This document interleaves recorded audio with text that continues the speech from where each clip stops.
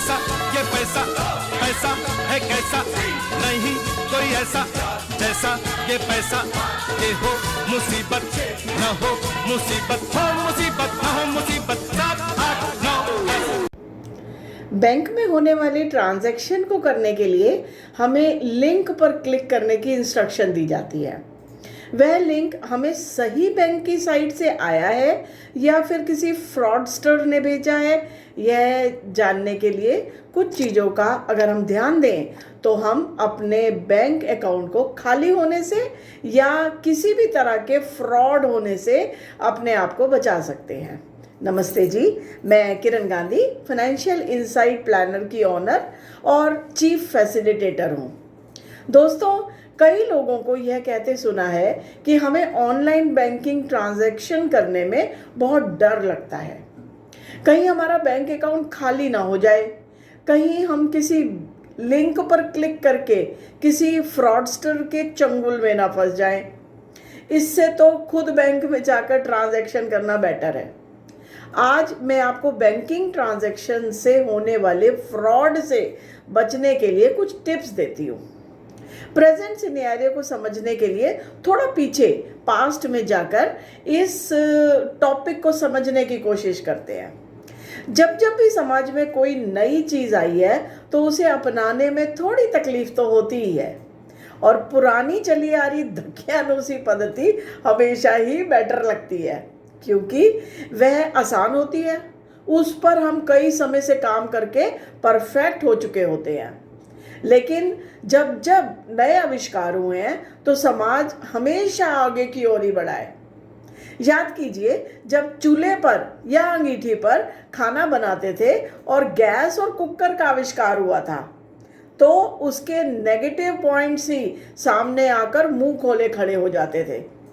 Typewriter छोड़कर जब computer को अपनाया था तब भी ऐसा लगता था कि वह टाइप करने का लिखने का तरीका वही बेटर था।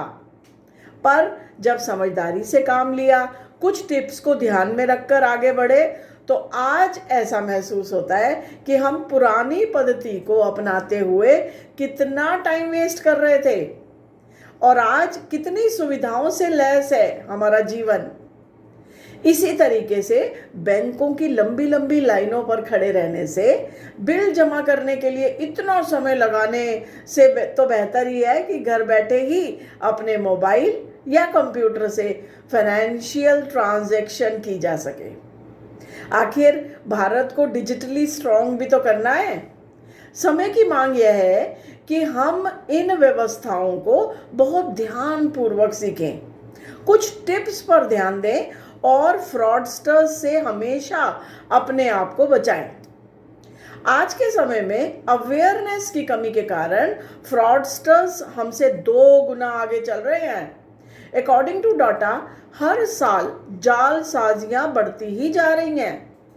पर वास्तव में होना तो ये चाहिए कि हमें अपने खून पसीने की कमाई को धोखाधड़ी से बचाने के लिए उनसे 2.5 कदम आगे चलना है। ज़रूरत है थोड़ा सा ध्यान देने की।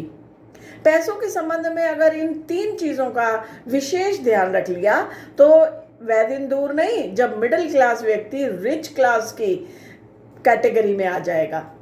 पहला, सही तरीके से पैसा कमाना है।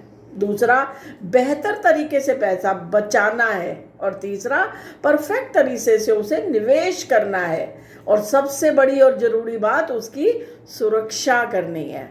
Earning, saving, investing and protecting, इसे कहते हैं ईसिप formula.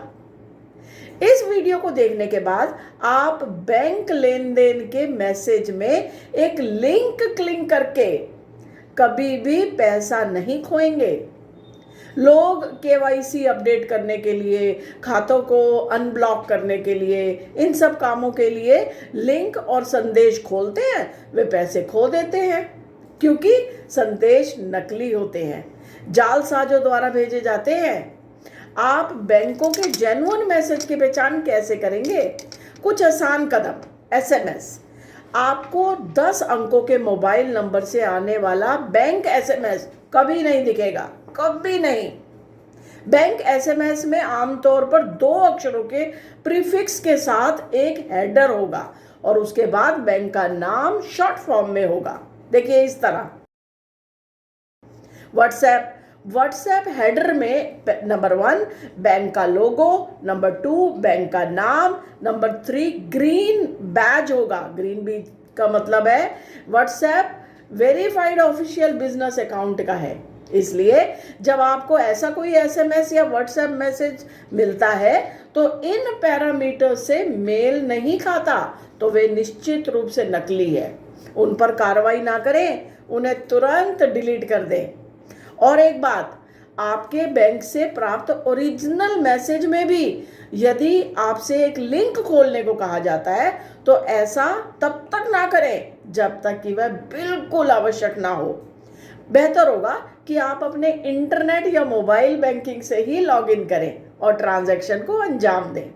Have a safe banking and beware of fraudsters. आज के वीडियो में बस इतना ही। मिलती हूँ जल्दी ही नई ट्रिक्स के साथ। Thank you for watching till last. Thank you.